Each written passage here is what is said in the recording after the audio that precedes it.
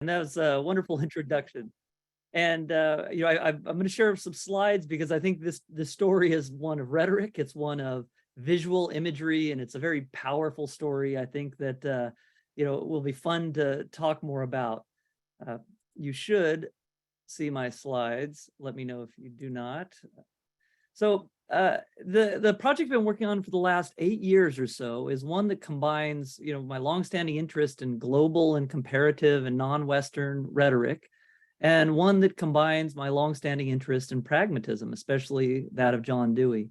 And, in 2004, I was walking Martha Nussbaum, from her car to a keynote address at a conference I was helping organize. And she mentioned to me, do you know this student of John Dewey? She knew I was writing my dissertation at the time on Dewey. And, being a grad student, I wanted to focus on who I was focusing on. So I say, no, I don't know this Ambedkar person. And so, I moved on with life. And then 10 years later, when I should have been writing a book on Dewey and rhetoric, I started looking into this story. And it is the most fascinating story I've come across in my scholarly career. It's one of imagination, it's one of education, it's one of influence, and it's one of emancipation. So I'll tell you a little bit about that today. And, it circles around two kinds of intersections. One is the intersection of American pragmatism with rhetoric, public address, and Buddhism in India. It also orbits around a larger question, which I think is becoming more intriguing to scholars and interesting in our narratives. That is the role of caste in our narratives of social justice and our visions of social democracy. So the story I'll tell you is one that has historical elements. It's one of the few projects I've been involved in where I have to get my hands dirty in the archives. And it's one that has philosophical relevance in terms of our theories of how communication functions in a democracy. Now, some of you know Ambedkar, some of you don't. So let me give you a little orientation to his wonderful personal story. He's really a remarkable individual in the Indian context. Many in India know of him, and they may know of him as a political figure or as an activist figure or a civil rights figure. But what you will see today is that he is very much a theorist as well as a person of action. He was born in Mahar, which is a quote unquote untouchable caste in India in 1891. Now untouchables are largely called by the self-chosen label Dalit. That's how I'll tend to refer to him. That's Marathi for crushed. And through his hard work, his initiative, and some luck, he got a scholarship by a princely figure in Baroda. And he was enrolled in Elphinstone College in Mumbai, and then eventually enrolled in Columbia University in 1913. Now, this was epochal for India and democracy in South Asia. Why? Because everyone else, from Gandhi to Nehru, all the other folks, and few, if any of them, were Dalits, went to the UK. They went to Oxford, Cambridge. They went to Lincoln's Inn in London to learn law. They went into the channels of empire for education. So for whatever reason, and I have my theories, Ambedkar went to Columbia University, and there he ended up in the classrooms of some of the most progressive academics of his day, people that were pushing the envelope in terms of tax policy, economics, sociology, and as we'll talk about today, he ended up in John Dewey's class. So he comes back to India later on after finishing up degrees in Columbia, and also in the UK, he got a law degree and a degree from the London School of Economics. He comes back to India and he leads social protests, first under the banner of Gandhi and the Satyagraha movement that Gandhi was leading. Eventually, he breaks with Gandhi because he felt that Gandhi and the figures circulating around Gandhi were not taking caste oppression that seriously. So, by 1935, he famously announces he was born a Hindu, yet he will not die a Hindu. In the 1940s, as many people know, he was drawn in by the Nehru government, the first government of the independent India, to become one of the chief architects of India's constitution. So that's, a lot of people remember him for that role. In the 1950s, he leaves, for the large part, politics and turns to a massive campaign of trying to convince his fellow Dalits that the way out of caste oppression is to leave the fold of Hinduism altogether. And he reinvents a form of Buddhism to do this. So it's a wonderful life, and it's one that involves him writing books and giving many, many speeches. And unlike John Dewey, Ambedkar knew how to give a good speech. He would draw crowds of tens of thousands. And you see on my timeline, in 1950, when he converted finally to Buddhism, right before he died, in the audience, 500,000 of his followers converted after him. So in some ways, he was an oratorical rock star. So let's talk about the Dewey connection, though. And this is something that always bugged me. Everyone that writes on this important figure for Indian democracy and Indian civil rights and the anti-caste movement, everyone that writes on Bhimrao Ambedkar, in other words, they always mention the importance of his education, and they always mention the importance of Professor Dewey, his beloved John Dewey. And they always point to this letter to his second wife. Ambedkar penned it in New York, right across the street from Columbia, when he went back there in 1952 to get an honorary doctorate. And Dewey had just died. Actually, he died June 1st. Ambedkar gets the date wrong in his letter, but it's no matter. And he says, I owe all my intellectual life to Dewey. So everyone knows this. Everyone mentions this, but no one goes deeper. No one knows any details about how Dewey mattered to this project. So that kind of, gave me some impetus. And I've gone to India about 5 or 6 times under the auspices of this project. I've tried to meet everyone that's a lay collector of Ambedkar's photographs, that are scholars of Ambedkar's work, that are politicians or educational leaders, some of them Ambedkar's family, but all of them trying to carry on Ambedkar's legacy. So I've tried to meet everyone I can that can give me insight into Ambedkar's mind and the development and the impact and the content of his education. And I've tried to find every scrap of paper. I've looked at every book that is formerly from his library and every annotation that he has left in these books. And this has given me a rich view, I think, of the thinker, Bhimrao Ambedkar. So for instance, there are things that are there if you just look for them. So one in a 100-year-old book that I found at Siddharth College, it's signed, how old it is and when he got it, because he signed this one. And October 1914, this is right when he starts taking Dewey's classes. In the back of this book, jammed in there is a 100-year-old piece of scrap paper. And you can tell it's scrap paper because he blots one of his beloved ink pens on it. And what's he doing in this paper? You see him, kind of writing down some words that every philosophy student gets perplexed by, manifold, probably when it comes to something on Kant. But he's also signing his name. He's practicing his signature. And he's also doodling John Dewey's name. So Ambedkar is someone we get so fixated on as a thinker, someone who was a man of action, a man of theory, but he was also someone who's creative. He was also someone who dreamed. He was also someone who doodled. And what was he doodling in 1914? John Dewey's name. Another clue I came across in Carbondale, Illinois, at the Center for Dewey Studies, was a recollection by Nima Adler-Bloom. No one has noticed this recollection before. I mean, it's useful because it fleshes out her, decades worth of time as a student in Dewey's class, and she continued on working with Dewey and his wife after 1926 as well. So Adler-Bloom, was this fascinating figure for Dewey studies, but no one's really connected her to Ambedkar, and I was interested in this because she was talking about students. She talks a little bit about the East Asian students from China and Japan that Dewey attracted many of, and then I came across a paragraph that made my heart stop. She starts talking about an Indian student, one Indian student. She never names this student. So she says, there was once a student from India whom I saw daily. He was always with pen and paper, and he was reading Dewey's articles. And he recopied the class notes after each lecture. And when he would read these lectures, it sounded as if Dewey himself were talking, not a single word omitted. He showed me his attached comments searching for a bridge between Dewey and Buddhism. Both, he said, aim at the highest morality. But Dewey's drive for a good society might be more conducive to happiness than nirvana. In the United States, he met Dewey, who gave a new turn to his life. In infusing Dewey's concept of an idealistic democracy, he may be of some help in easing the ugly, ingrained tradition of the untouchables. Now, as I argue in my recent book, this has to be Ambedkar. If it's not, there's still a story of pragmatism in India, but we've got more to write. But this has to be in Ambedkar because of so many of those details that line up with other things we know about his personality, his manner of imitating Dewey, and his interest in the untouchables, not just in Indian independence.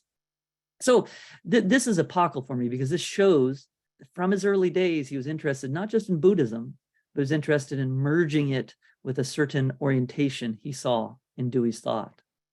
So the full version of my vision of what he does to Dewey's pragmatism and to the Buddhism that he saw in India has recently come out in a University of Chicago Press book. That's the one that has rhetoric in the subtitle.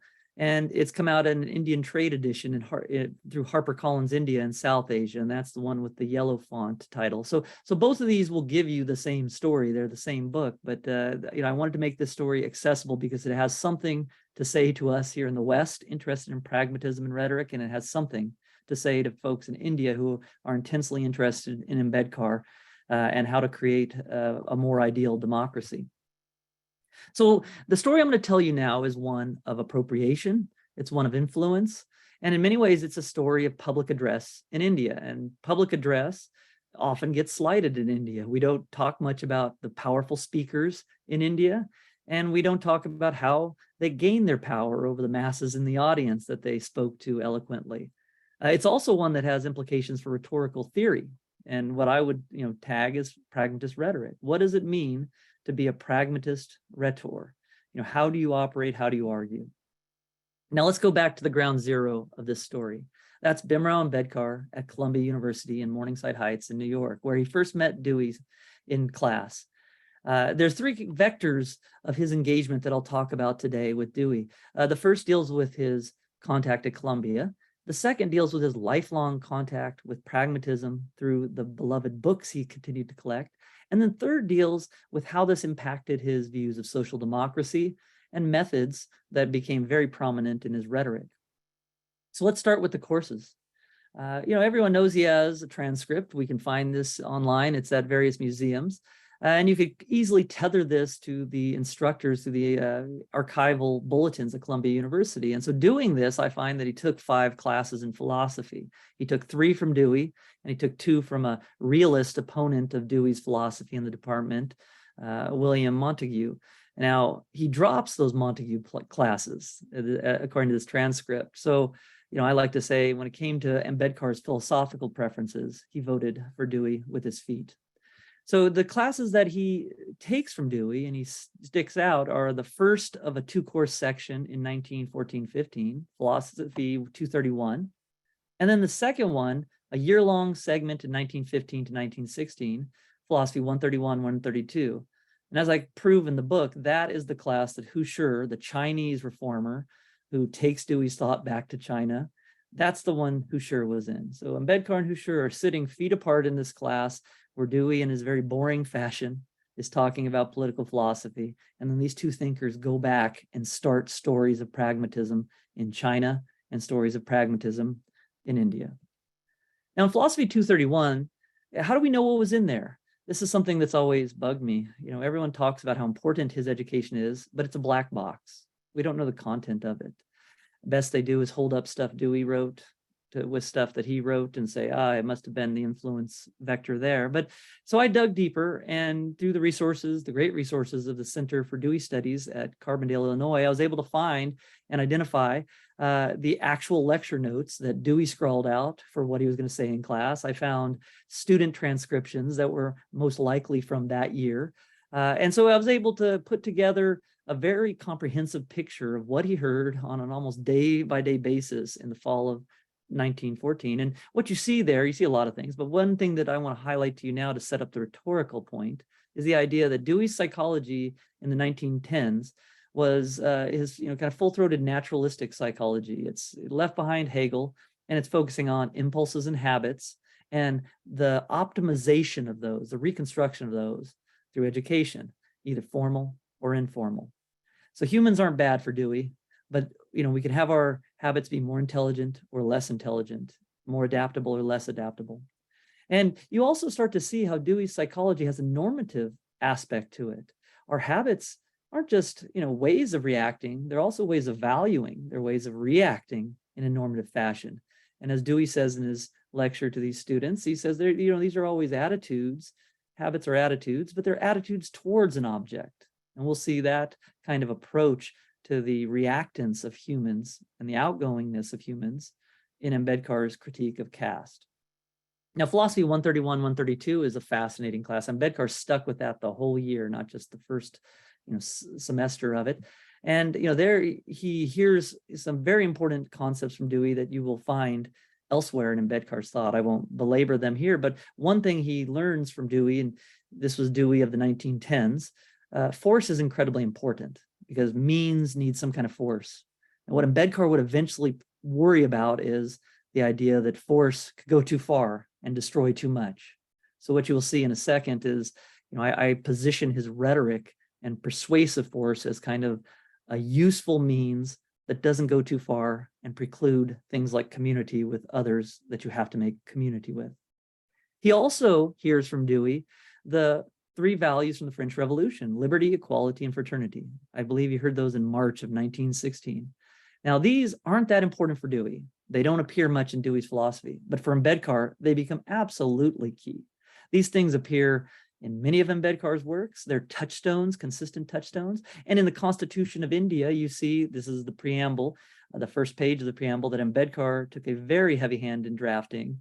The three values are there, and they're these are not Sanskrit values. They are values that come from the Western tradition. And so Ambedkar, the hybrid thinker that he was, saw a usefulness in those. We'll talk more about those in a second. The other thing, though, I think that is important to understand is, Ambedkar heard a lot of things from Dewey, not everything Dewey thought, but he heard a lot of things. And some of those things, were insightful and useful for what Ambedkar wanted to do beyond Dewey's purposes. And some of those things were useful insofar as Ambedkar wanted to refuse them. So influence is a complex matter. And this kind of engagement with Dewey was not a simple copying. Ambedkar had a lot of agency, and he used pragmatism to get more agency. One of the things I think he was surely unsatisfied with in Dewey's thought, because he changes it so much in his own thought, is Dewey's idea that the individual and society are so closely linked that the optimization of social groups is really the realization of individual optimization, and vice versa. Now, Ambedkar, as we will see, could never agree to that, because the tradition, the groups, the customs he was enmeshed in India, according to his reading of caste, were the ones that oppressed him and his fellow untouchables. So he needed some role for the individual, and he needed some role for the reformer. Now let's talk about another vector. So after 1916, I've never found any evidence that Dewey wrote Ambedkar, tried to write Ambedkar. I've never found any evidence that Ambedkar wrote Dewey or tried to write Dewey. What I have found, though, is that among the 8,000 or 9,000 books remaining from Ambedkar's 50,000 book library, the most represented author is John Dewey. There's no other contemporary author, including Marx, that has as many books that Ambedkar owned or underlined as Dewey. And therefore is through his whole life, right? At the beginning of his life when he's at Columbia, and at the end in the 1950s, he keeps a track of what Dewey's writing. One of the most underlined of these books is Ambedkar's Democracy and Education. He gets this in London after he's done at Columbia. And, he had 4 copies of this that I found. So this is the 1916 edition that he acquired in 17. And you see here he underlines in his characteristic style a kind of a key turning phrase in Dewey's thought. A democracy is more than a form of government. It is primarily a mode of associated living, of conjoint communicated experience. So Ambedkar saw a very key theme that Dewey's democracy was trying to emphasize, that democracy is not about voting, it's about communication, and it's about the habits and attitudes that drive our communication. He also saw one of Dewey's clearest enunciations of a sort of ideal for democracy in Democracy and Education. And this is, in the passage there, the boxes are my annotations, but you see how, Dewey says, it needs mutual interests being shared in a group, and a group has to have free interaction with other social groups. So there's a sense where democracy can be ideal in that way, or less than ideal in terms of truncated interactions. And when Dewey starts talking about things like the separation of classes, Dewey's not assuming caste, but Ambedkar surely hears caste. And that's probably why he underlines Dewey's critique of stratification as being fatal to true democratic society. And in the last years of his life, I've come across archival resources that, like this note card, and one of Ambedkar's ways of taking notes, where, after 1949, he's still paying attention to what Dewey's writing. So it was a kind of distanced, but very respectful and very interested relationship that Ambedkar had with John Dewey. And it was mainly with his work, mainly with his philosophy, not the person. Now let's start talking about rhetoric, because this I think gets fascinating. This is something I haven't had a chance to talk about in many lectures, but it's a key part of my book, and I go into it in many more details there. But when you start looking at Ambedkar's critique of caste, and you know about his relationship with Dewey, you will see pragmatism as kind of a structuring force in that. And you will also see kind of a pragmatist approach to rhetoric being an important structuring force in there. So let's start on his critique of caste in one of the most important works Ambedkar authored, and a speech he was supposed to give in 1936 that's known by the title Annihilation of Caste. And this speech was going to be so bombastic or so iconoclastic that the conference organizers, who were quote unquote upper caste reformers, so they were committed to much of what Ambedkar was committed to in terms of an ultimate goal of a caste-free society, they end up canceling the society, the conference, because Ambedkar's speech was going to be, so controversial. They actually postponed it indefinitely. So anyway, in this speech, Ambedkar ends up publishing it as a small booklet. In this speech, Ambedkar has a very forceful critique of caste. And, the idea of caste is very complex in Indian culture. It's something that's very contested now. You can look back at the Vedas and you see a notion of varna, which really translates to color, as being a kind of inner personality of, four different types of people. And the important thing Ambedkar notes in Annihilation of Caste is that Varna and caste aren't just simply a separation of labor in society. They're so tethered to the qualities of individuals, and those qualities inevitably get tethered to birth and karma.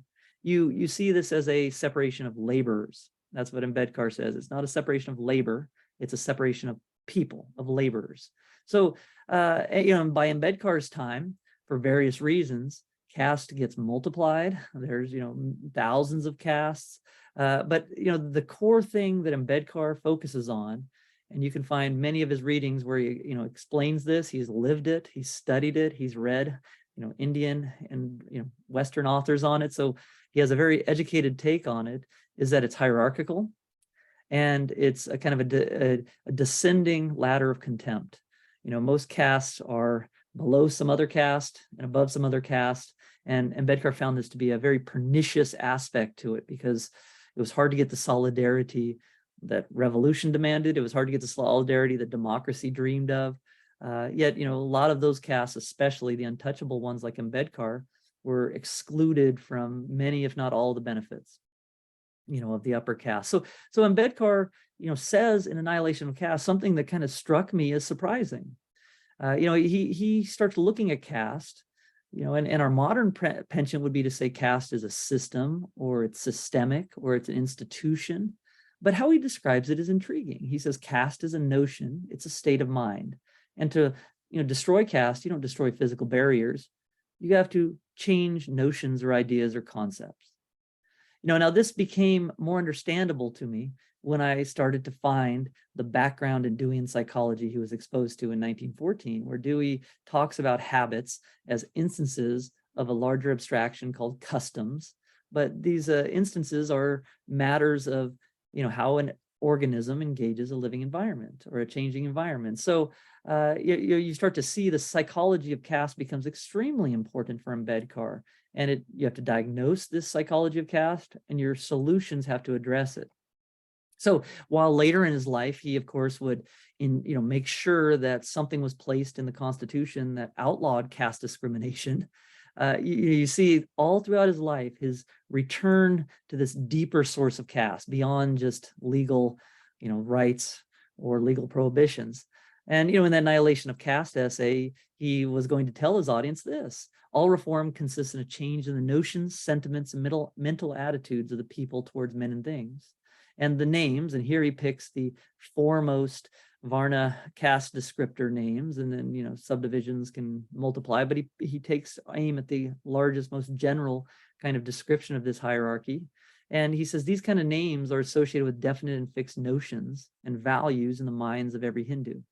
And of course, he and his fellow Dalits are separate and below these four names and labels, so an even more pejorative sense is attached when someone gets identified as that. That's Ambedkar's critique, at least. So Ambedkar later in his life, after he's done with presenting the Indian Constitution, he embarks on a series of speeches and he starts preaching the benefits of Buddhism, and we'll talk about that in a second, but he also starts talking about social democracy as differentiated from political democracy. And here you start to see the Deweyan theme of democracy being more than a governmental structure. And you also see what Ambedkar does and did with those values of liberty, equality, and fraternity. And he starts saying that political democracy is great, but what underlies it and what is so important has to be social democracy, which is a way of life that recognizes and balances those three values. Now, how this relates to his diagnosis of the Hindu social order of his day, this is of interest. And you can find in his unpublished work, India and Communism, he refers to these values as touchstones. And he says, well, is the order that oppresses me a free one? Well, let's look at the two criterion of a free social order. And the first one is oddly Kantian, where he says, is the individual an end in themselves? And then he says the second one, which is, not so oddly Deweyan, does it allow for the growth of the individual and the development of the person's personality? And then he says, the way we do this is if your society is free in the sense of balancing liberty, equality, and fraternity. So you see this fascinating hybridity in his kind of moral philosophy that he's pushing forward. Now let's look at some more of that hybridity. Let's look at his Rhetoric of Reconstruction. This is the subtitle of my Chicago book, or the Chicago edition of it. You see later in his life, he comes very clear, close to just enunciating his pragmatism. So in Riddles in Hinduism, he critiques certain sorts of monistic philosophy in the Indian tradition as having good ideas, but is not bringing those ideas or theories back to practice or society. And a good philosophy must return to society as instruments of reconstruction. Now let's jump back to one of his earliest instances of public address. He addresses in writing and in oral testimony the Southborough Commission. This was in 1919, when the Brits were exploring ways of giving independence, or the way of giving independence or franchise to Indians. And so Ambedkar shows up at this. He doesn't represent any organization. He's just back from London in the US. And he shows up, he's sharply dressed, and he speaks in eloquent English. And so he was it was like a bomb going off at this committee, because he came out of nowhere, but he represented so much when he was there. Now, if you look through this testimony, there's many things of interest, but a couple things that struck me is a few passages like this. You start to see him talk about humans living in community, and they share things like beliefs and aspirations. And then you look at what he underlines in democracy and education, and you start to see how he takes phrases or half a sentence here, or this term from Dewey, and he reworks it into his argument. So this kind of drove me, as a rhetorical scholar, to say, what is going on here? Why is he reworking the very language of Dewey? You see this also in 1936. You see it actually more in 1936 than you do in 1919. There's a whole bunch of instances I catalog in a middle chapter of my book where he, reworks phrases from Dewey, words from Dewey, terms from Dewey, and he reorders them. So he's not taking Dewey's point, but he's using Dewey as some kind of resource. So this is an, interesting sense of appropriation in language. This is Ambedkar using a certain sort of rhetoric. Here's another example where, he takes some of Dewey's critique of, capitalism and makes it into a critique of the caste system, which almost inevitably tends to tether people's inner worth and inner personality to the jobs they have to do. So you see at the end of this, in a extra part, he amends to the essay after the second edition, or in the second edition, where Gandhi has replied to it. He amends Gandhi's reply and his reply to Gandhi, and he uses a line from Dewey's Experience in Nature, where any act of thought puts the world in peril. He uses that to critique not just philosophical views, but he uses this to critique religious conservatives. That's what he conceived of Gandhi as being, with his kind of weak view on caste reform. So what's happening here? That's the intriguing thing. And I call this echoing, but really what this makes you think about is, why does Ambedkar quote Dewey sometimes, and other places use words or phrases from Dewey without explicitly putting quotation marks around them? Now you don't see this in any of his academic essays. You don't see this from other authors other than Dewey. I haven't seen this at least. And it only appears in his public address or things that were intended for public address. So this really is an interesting theoretical question, and it's a rhetorical one. Why do we quote things in our speeches to others? So you look at people like Gary Saul Morson and others that define quotation, and you see kind of a nice definitional starting point where quotation repeats the words, or if you quote the actions of another, as the words or actions of another. And that starts to give me an entry point in this book to explain the rhetoric that Ambedkar's pragmatism kind of results in or entails. It's one that worries about force. As I mentioned before, in 1915, 1916, one of the problematics he gets from Dewey is how much form do you need to have effective reform? How much force do you need for effective reform? And how much force goes too far? So for instance, in 1918, he talks about Bertrand Russell's book, which was all about the cycle of violence associated with World War I. You think your country's right, so you go to war, you'll probably be just as oppressive or violent as the other country. That's Russell's book in a nutshell. So Ambedkar is wrestling with this idea of you need force, but you can't have too much force or you become that which you wanted to resist in the first place. So think about force and think about quotation. And you can think about a spectrum here. I call it the quotational force spectrum. But there's a sense where you could just be talking with no one else being brought into a conversation or pointed at through quotation, implicit or explicit. There is a sense where you could be your words could all be a quotation from someone else. Call that mediumship, where a spirit speaks through you, or if you're interpreting in a dramatic fashion, a play or a writing or a speech by someone else. Now, most of our engagement in rhetoric, in everyday rhetoric, falls in the middle of that, where that X is. Most of the time we talk, and we will point to experts or sources or authorities. We will bring in quotations that we want to refute or problematize. So most of our quotational practice happens in the middle there. But if you think about this spectrum, not just in terms of what you're doing, but what you achieve by doing it, you start to see why Ambedkar would be using this rhetoric of echoing in so many of these public address instances.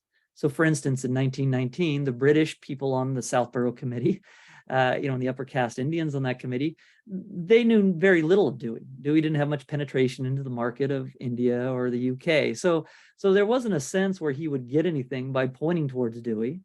And there's a sense where he loses some force if he points towards Dewey on democracy, because then the next step is necessary. You'd have to clear up that I also agree with what Dewey is asserting about democracy. So there's a sense where the directness of his address and the reworking of Dewey becomes reconstructive. And you could see this when he explicitly quotes Dewey in Annihilation of Caste. He explicitly quotes Dewey's words at two spots in Annihilation of Caste. And there, this passage is very important for understanding Ambedkar's rhetoric. He says, Professor John Dewey, who is his teacher and to whom he owes so much, says every society, and here he's quoting Dewey from Democracy and Education, gets encumbered with what's trivial, with dead wood from the past, and with what's positively perverse. As a society becomes more enlightened, it realizes it's responsible not to conserve and transmit the whole of its existing achievements, but only such as make for a better future society. Now, what's interesting to this is you see the ellipses, the three dots in the middle of that passage. What did Ambedkar cut out? That's Ambedkar's, excision there. Well, if you look at any copy of Democracy and Education, but here's Ambedkar's highlighted copy in the margins, I've added boxes that show you what he cuts out of that passage. He leaves out Dewey's specific subject matter. Dewey is at this part of Democracy and Education talking about how formal education is charged with reconstructing a society's past. Now that wouldn't do for Ambedkar because the problems that he faced with caste oppression went beyond access to education. It was part of it. It was not the whole of it. So what you see here is fascinating. Dewey proffers reconstruction in his pragmatism. Ambedkar sees this notion of reconstruction, this orientation, reconstruct the past to meet the present and future needs, your present and future needs. But he also sees that authors on reconstruction, like John Dewey himself, are part of the past that themselves can represent resources and things to be reconstructed. So put very simply, Ambedkar is reconstructing Dewey's passage on reconstruction. So you start to look at these texts where he's doing this, and you start to see what he's doing very differently. He is making major changes in, how this passage or this word or this phrase was used by Dewey. So for instance, Dewey in Democracy and Education, critiques Plato quite severely. Ambedkar sees in Plato's divided republic a sort of caste system, and he takes those phrases and those sentences and retasks them to be a very explicit and harsh critique of the caste system that he experiences in the Indian tradition. So again, not the point Dewey's making, but he sees that Dewey's view of Reconstruction and the resources Dewey offers can be used in his own novel endeavor. Now let's talk briefly about Buddhism, because Buddhism becomes, at the end of his life, one of these forums for chipping and chopping at past traditions, including Buddhism, to make something better for the future. In 1936, that Annihilation of Caste, Ambedkar echoes Dewey on rules, habitual mechanical ways of doing things, and principles, intellectual things, ways of flexibly judging a changing reality. Now, this passage isn't explicitly cited as coming from Dewey, but if you look at Ambedkar's copies of the 1908 Ethics, you see this passage highlighted, and you see, Dewey is making the same distinction, although not in regard to religion. So Ambedkar in 1936, retasked this distinction between principle and rules and talks about how Hinduism has become, in his judgment, a religion of rules, and we need to find a religion of principles. Now, by 1950s, he's very clear that Buddhism can be that religion of principle. Buddhism dies out in India. Why? As he says in a speech in May of 1956, it lacked principles, in terms of this Deweyan sense, and it lacked conquering orators. Of course, Ambedkar was one of those rhetorical rock stars. Now, what's fascinating here is if you start to look at the texts that he's reading and the things he's doing to these texts, you start to see what animates this kind of emphasis on individuals and conquering orators. Unlike Dewey, Ambedkar emphasized the individual. So for instance, on this table of contents in an otherwise unmarked book from 1948, I find Ambedkar scrawling in his own handwriting the question that must have drove him when he considers any school of Indian thought that involves karma. What place has will and effort in the law of karma? So the idea is, does karma become a doctrine that explains where you are in life, what your next birth is, what your present birth is, and disables your ability to change all that? He believed the caste system relied on that kind of view of karma, and therefore was a way of disempowering individual autonomy. So you look at what, hand gestures from another book he owned were going to appear in his Buddhist Bible that he leaves the world with right when he dies. You see the check marks on two of these hand gestures. He is vacillating between a Buddhist hand gesture that means protection or blessing, or one that means menacing, Tarjani. And which one wins, and which one appears on every corner of his Buddhist Bible that he painstakingly created right before he died in the 50s, but the menacing one. So Ambedkar's view of Buddhism is engaged, it's assertive, and it's something that's going to prize the sort of agency that he was instantiating in his kind of rhetorical reworking of his own teacher's texts. Now I'll conclude on this point. At the end of his life, he converts to Buddhism about 6 weeks before he dies. It was good timing on his part. And he converts with his wife, and then all the audience converts with his wife. Part of this conversion ceremony was a series of 22 vows that Ambedkar himself designed. Now, these vows, some of these vows look exactly like what Deweyan rules would be. They tell you what not to do, and that's that. But many of these vows, if you have that distinction of rule versus principle in your mind, you start to see what Ambedkar is trying to do. A lot of these are flexible intellectual principles that help you reconstruct your actions, but don't exactly tell you what to do. So, one way to look at what's going on in the personal conversion and the speeches that he gives connected to that conversion, you start to see that what he's trying to put forward is that religion of principle that used intelligent effort to create new habits and to instill in others, through persuasion, reflective morality. So he was this rhetorical figure that was opposed in many ways to the Sanskrit rhetorical tradition. And this is something the now burgeoning field of comparative rhetoric, I think, has a great opportunity to explore more.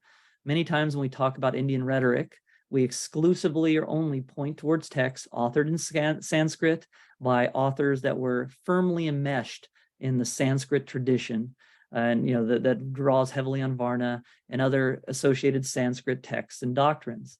Ambedkar, in many ways, was not part of that tradition. He was an oppositional figure to that tradition. He thought that tradition was what underwrote his caste oppression, and today the oppression of 300 million across the world. So, think about Indian rhetoric as something wider than just Hindu text. It includes Jain texts, Buddhist texts, and it includes modern anti-caste figures such as Jyotirao Phule and Bhimrao Ambedkar. So, in conclusion, I've given you many details here. My book gives many more details, but the story here I think is fascinating. It's one of pragmatism's journey to India. It's one of public address in India, and it's one of the kind of extolling of agency such that one could stand a chance at striking a blow against a tradition they find themselves in, that they believe they're oppressed by. It's one of an individual making a difference. And Ambedkar thought he was that conquering orator that could change his habits, that could instill principles in himself. And he thought he was that kind of orator that could encourage his Dalit friends in the audience to also make that kind of difference. That's why to this day, you go to many parts of India, and in many households, on many cabs, on many rickshaws, you will see Ambedkar's imagery there. In many ways, Ambedkar became this kind of symbol of emancipation and empowerment that John Dewey never was. So in some ways, the pragmatist legacy has gotten even grander as it goes to places like China and goes to India. So rhetoric's a key part of this story. It's not the only thing in this story, but it's an integral part to that story. So I thank you all for listening, and I look forward to our discussion, and I look forward to future explorations of the anti-caste tradition in Indian rhetoric, and also Bhimrao Ambedkar and his view of Indian rhetoric. All right, so thank you very much, Professor Stroud. And the audience, if you have some questions, you can leave them in the Q&A section down in the bottom, and we can have a discussion for the rest of the time, about 15 minutes or so. So as everyone is getting some questions for you, Professor Stroud, let me take the opportunity to ask you a question or two. I felt your talk is really inspirational because, as I mentioned, I wrote a short piece talking about Hu Shi's influence, in Chinese rhetorical studies, and because he was really stranded in this kind of traditional epistemology, and he was introducing the pragmatist views into knowledge making and how to reform Chinese culture, Chinese language, and so on. Anyway, so I wrote a small piece, and so it was interesting to hear the way you're talking about how Ambedkar, developed this rhetoric of echoing, and I see exactly very much the same thing there. And so I imagine down the road, you or maybe we can work out a comparative project to see how, in what ways, the influences are similar or different, in the socio-political context. Yeah, and Hu Shi is fascinating. And he was inspired. You know this more than me probably, but it's from what I've read and what I want to read. He was inspired by Dewey's view of force, like Ambedkar, but he went more towards a pacifist angle on that reading of force. And Ambedkar was no proponent of violence, but he had a different reading of that same. So that's one of the values. Hu Shi even says this in his recollections. Ambedkar or Dewey would plant these seed ideas in his students, and then they'd blossom into who knows what later on. Who was right? Yeah, Hu Shi visited China and stayed for about a year lecturing in China. So he really had, this huge audience in China already. Since then, after 1921. Yes. Let me ask you another question. I remember more than a decade ago, you had this conversation with Lu Mao on Rhetoric Society Quarterly, in terms of methodology on studying non-Western rhetoric in the American academic context. Now that you have done this as the kind of ethnographic archive research project, what is your reflection on that conversation? What's your recent thoughts on that methodologically, doing this kind of comparative study of non-Western rhetoric? Yeah. I mean, yeah, that was a fun exchange. And like I said in the response piece, comparative rhetoric and pragmatism need all the press they can get, so yeah. And, I think in many ways I've realized over the years that Lu Ming and myself are probably closer together. Most people who disagree in academia are most likely closer together than people outside of academia. So, but I still really, value that pragmatist point, that one of the key things that underwrites pragmatism, their view of experience, their view of pluralism, their kind of political differences and approaches, is this idea that our language and our theories don't have to mirror the world. And as a matter of fact, you're probably going down the wrong path if you think you've captured something in language. And Dewey talked about this as the quest for certainty, and he's aiming at Plato and Descartes and Kant. But Ambedkar, who owned a copy, he has a signed copy of Quest for Certainty from Dewey, he surely saw that in a different light, which is the critique of the Indian tradition, the Hindu tradition, really, and that's, in the Hindu tradition, it'll be called Sanatan, the idea of timeless. So these are timeless, eternal truths that are revealed through heard or written texts.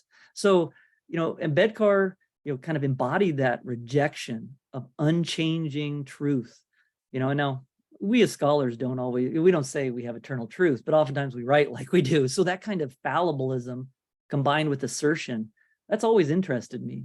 And Ambedkar is wrestling with that too. How do I push a point against oppressors, let's say, but not become just like them, through my own blind spots?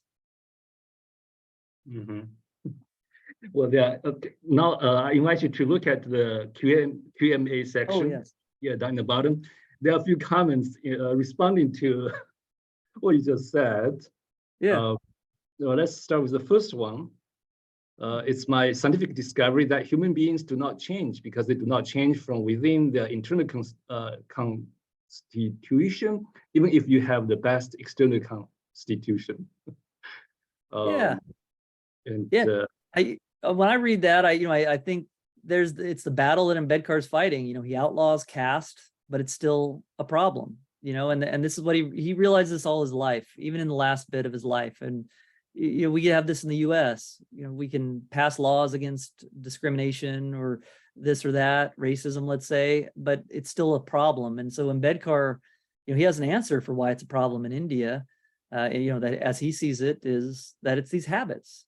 So you can outlaw it, but you still have this kind of inner constitution of humans that has to be changed. How do you change that? That's tough. But for our discipline, Ambedkar's answer is encouraging. It's persuasion. Okay, and one of the last things he wrote in his life was an essay on the Buddha compared to Karl Marx. And he said the Buddha can get you all three of those values: liberty, equality, fraternity. Communism of his day can only get you one: equality. How's Buddha so efficacious? Because he persuaded people to adopt these values. So even in his last writings, Ambedkar refers to the cornerstone concept of the field you and I share, which is rhetoric, persuasion, the art of figuring out ways to adjust your ideas to people and people to your ideas. Mm-hmm. Yeah, and along with that, one of the audiences, Zachary Oswald, made a comment. It's related. It's both a question and also a comment. If you look down there, this person said that. So we touched on Ambedkar's conception of caste as not a system or institution, but as a notion that will have to be changed by changing individuals' thoughts about it. Does that bear any relevance for you to discussions about winning hearts and minds in foreign policy, or pushing the overtone window on domestic policy, social policy? Yeah, I mean, Ambedkar, I don't know all the references, that Zachary is making here, but what's totally behind this, but yeah, it's clearly this interchange business. And, as we all know, change comes from within view can be a disabling view as much as it can be an enabling view. You just sit around and wait for other people to change. You can't do anything about it. That's the disabling view of this. So one thing I'd like to emphasize too, and I just mentioned this a bit, Ambedkar was a pluralist. So as a pragmatist, that means a couple loose conceptual things. One of those things means you care about experience and your theories ought to come back down to it. Another thing I think that's every pragmatist, no matter how different they are, shares, is a commitment to pluralism, meaning, some kind of valuing of not always harmonious or not always consistent methods.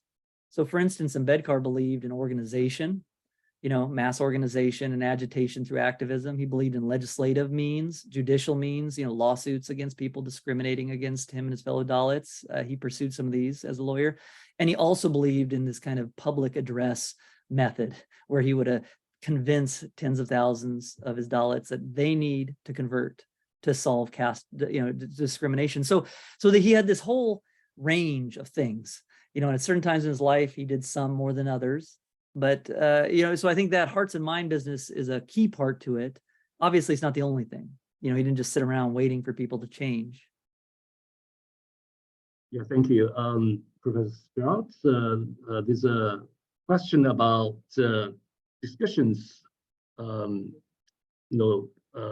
it's a question, has there been some discussions between the interplay of Ambedkar and other notable rhetoric figures in India? You talk about Gandhi, for example. Did he dialogue with Tagore, who is also someone who wrote a lot on education and the Enlightenment principles you mentioned here? Tagore also was part of the religious reform movement and a pragmatist project. And Nussbaum called him a cosmopolitan. Yeah, so our field has done a little bit on Gandhi, which is good. We need to do more on Gandhi's rhetoric. Ambedkar clearly talked to Gandhi. He had face-to-face arguments with Gandhi about the treatment of the Dalits in 1931. Tagore, I haven't found much of a linkage between Ambedkar and Tagore. Tagore is not one of these figures that pops up a lot. And one thing I'll mention for people listening, Ambedkar is not just a figure. Ambedkar is a leader, and he's not just a dead leader. He's a present leader. So hundreds of millions of Dalits, of Ambedkarites, backward classes in India, however you want to put various constituencies, look up to Ambedkar as a current ideal. And, some of those folks are great programmers. And so they have nicely put together all of Ambedkar's 4 million or so works in English, or that some of them have been translated in English into baws.in, BAWS.in. So you could search for Tagore, you see, and look for specific instances. The Deweyans did this, but then the company makes your university library pay $8 grand for it. So bless the Ambedkarites who put all of this online, searchable. So yeah, Tagore, I've never come across this. I haven't done a comprehensive search, but yeah, that doesn't seem to be one of the sources that Ambedkar is really wrestling with. Great. And next, another rhetorician, Michelle Canary here has a question for you. And her question is that she wonders whether you have been, whether you would be able to speak to the challenge of writing a rhetorical intellectual biography about a person who is so very well known to millions of people in India, but pretty much like unknown in the United States. Yeah, this is the challenge, but as Zhao, with comparative endeavors, not just non-Western or other, but comparative, usually one of those sides to the comparison, you can, the synergy there, you can get entry. So this project is lucky insofar as most people in the US know Dewey, and their ears perk up with Dewey in a name they don't know about. So, as I did today, I have to explain Ambedkar's biography. When I give talks on this in India, you don't have to explain Ambedkar's biography, but they'll ask you questions like, who were Dewey's gurus? And this is something, I have to come up with an answer for. So, which really would be Hegel and Darwin and Stanley and Morris. But, so this is one of those challenges, you got to use what resources are available to you. And I think the neat thing about this project, well, first of all, I'll never be the same scholar I was before this. I will not write exactly the same way on the Gita as the ones you referred to 10 years ago after seeing what Ambedkar found as problematic. Whether you agree with him or not, there's a very harsh critique of caste in documents like the Bhagavad Gita. And I think it's helpful for us to know about the Gita and these critiques of it. So yeah, this is one exciting thing about this project is there's familiar things, but then you got to expand it. The other challenge, Professor Kennerly, that you could ask is, another question that's interesting is, how do we get people in India to know more about what the heck we do in rhetoric? This is a term, like you saw in the HarperCollins version, they dropped rhetoric from the subtitle, partially because it doesn't have a lot of there's not many departments of rhetoric in India. So this is one thing I've come to a realization of, is that the way we structure our academic universe here, you have to do some translation work to figure out how to explain approaches and methods and concerns elsewhere. And that's a challenge, but it's also fun. Well, great. You have answered, I think, most of the questions. There are quite a few comments. People make comments largely echoing what you are saying. Yeah. One from Malang here looks interesting, and I think this is a real important point about Ambedkar, and I didn't get a chance to explain it, but they ask, although Ambedkar is against ideologies like caste, Sanskrit, Hinduism, he is still a figure promoting the unity of India, especially in the area of anti-colonialism. He believes Buddhism, from its Pali representation, is the rhetoric of persuasion for greater Indian audience, for the Indian virtue of liberty and equity are from it ancient tradition indeed. And what that kind of spurs in me is the point that I make in the book, and I should have made it more in my lecture here, but yeah, Ambedkar, that fraternity is absolutely key to Ambedkar. And he insists on fraternity being put into that preamble. But we often think of fraternity as an end state, like the democracy I want is everyone liking each other. But I think a key in sharing interests, a key thing about Ambedkar's commitment to fraternity, though, is that fraternity also serves as a limitation on the means. So that's why you never see Ambedkar, I've never seen him, propose violence or revolution. You got to break some eggs to make an omelet. You see, if you look at his works, like Dewey, he was harshly critical of Marx and communism, especially in the 1950s as it was being operationalized. Where you would use whatever means, including violence, to subvert governments, undo governments. Hungary was one of the examples that surely was on his mind.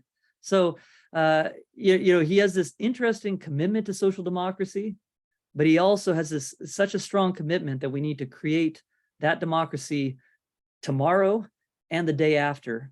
And we can't just use violence as a shortcut that creates more entrenched opponents. And so, he has this fascinating view, a very complex, sometimes tragic view, I think, the idea that we can't fully get to the dream of social democracy. We may not be able to get there, but we need to keep trying. So fraternity is one of these values I encourage everyone to look at more. Later in his life, he still uses it, but he'll start using words in Buddhism like Maitri.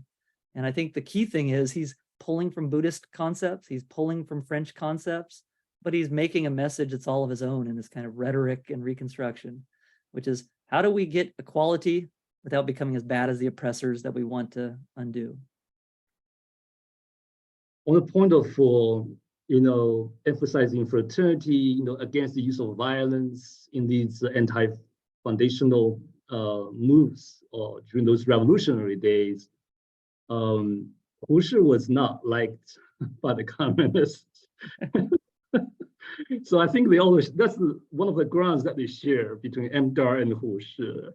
And that's one of the points I was trying to highlight in my short piece. Well, thanks so much for this very inspirational, enlightening lecture. Personally, I learned a lot from your work. Well, thank you, Zhao Yi, for helping create this stage. And, I hope more people study Indian thought and Western thought, and Ambedkar is one of those meeting points where we can get some energy going. Thank you. Thank you, and thank you everyone for attending this lecture. I know you are some of you are located in India or England, in the US, and it's just a great pleasure to have everyone here to attend this very enlightening lecture. Thanks, everyone. All right, thank you. Bye-bye. Bye.